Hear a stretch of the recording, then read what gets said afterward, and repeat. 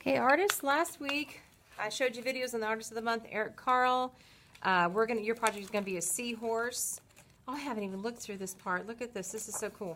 He uses tissue paper to design. He paints it. And this is a really cool book. So you're going to have, and then he puts it all on white paper. So you're going to have your scrap paper. I already have a sheet that looks like this, which we might take the time to practice. It just depends on if we've had a delay or whatever. The first thing I want you to do is to make an S. If you look at this right here, it's kind of like an S. Okay, maybe more over here is more like an S, this part here. So the first thing that you're going to want to do is let's make a nice big S. But it's going to be a little different in that this top part here, I want you to think about that as the head. So there's the top part of the head and there's the tail. Now where that head comes out, you're going to have a horizontal line coming out, and then you have a bump. Okay, do you see that? So there's my S, horizontal line coming out, there's my bump. This bump is going to go straight back, artist. Now you've made this part of the seahorse. It looks a little different than his, that's okay. You can go back in and fix it. We call it tweaking. This is going to be his tummy. See how we want it to come out? Nice big tummy. And see how big this is? This is what I want you thinking. I want you thinking I want a big seahorse. Then when I come back up, I have my loop, comes back in, and there's my seahorse. A seahorse doesn't have any legs, but it does have like a little fin. Okay, so right there back there is the fin. He has an eyeball. Okay. Now, the tweaking, you could take your pencil, which I don't have a pencil over here, because you're going to draw this. Maybe you want to have this head come up a little bit bigger, but see how a basic thing starts with an S, then you'll come up. This will be drawn on with an oil pastel. So now I'm going to draw it on this next.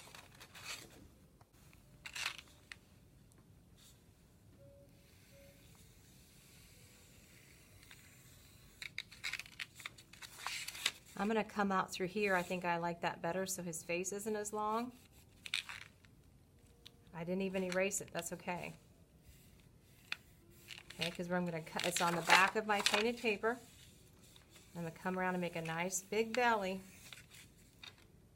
Come back up. Swirl it around. I'm going to tweak this.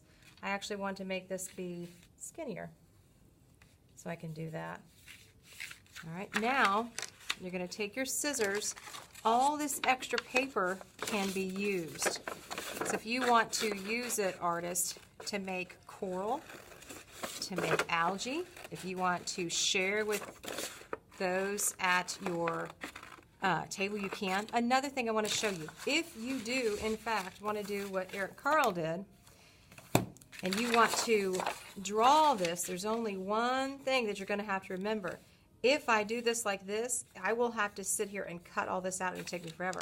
That's why I'm going to only do the basic part. Ooh, don't forget the fin. I do want to have the little fin on there. Okay? So I want to keep it basic, and then I can go back in and add on my collage part. And collage is with cut paper. You can make this straight, you can make it curved, you can change it. I'm going to have it actually come in a little bit skinnier. See how even though when I'm cutting, I can still tweak it, change it a little bit. I'm going to come in around, nibbling, remembering which one I'm going to cut here. And then when I get done, artist, I'm going to put this paper at my table so other people can use it. When we glue this paper, it's going to be a little more harder to glue because it's thicker. So just something you're going to have to keep aware of. All the way around. These will not fit in our folders, artist. So we're going to have them sticking out like hot dogs. And I don't know how long it'll take you to get this project done. I can't wait to show you what it's going to look like. So I always draw on the back side so it won't mess up my picture. Now this, oh, look how beautiful that is. This can be used to make extra things on my sea scene.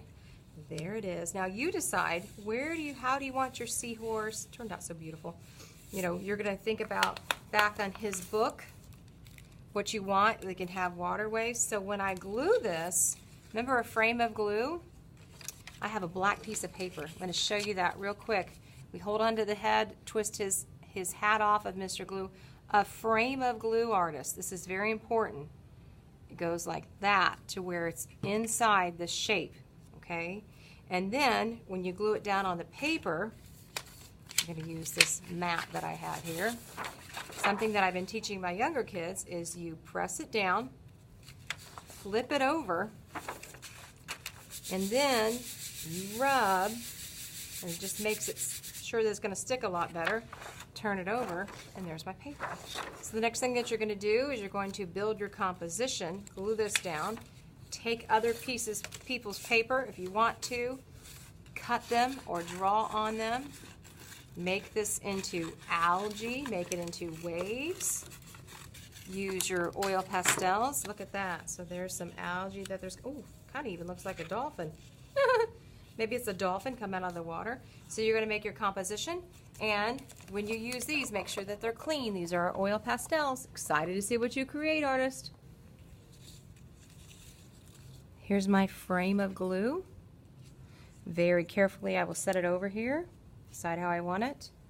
Get a paper towel if I need to. Remember, I'm going to press it down. Okay.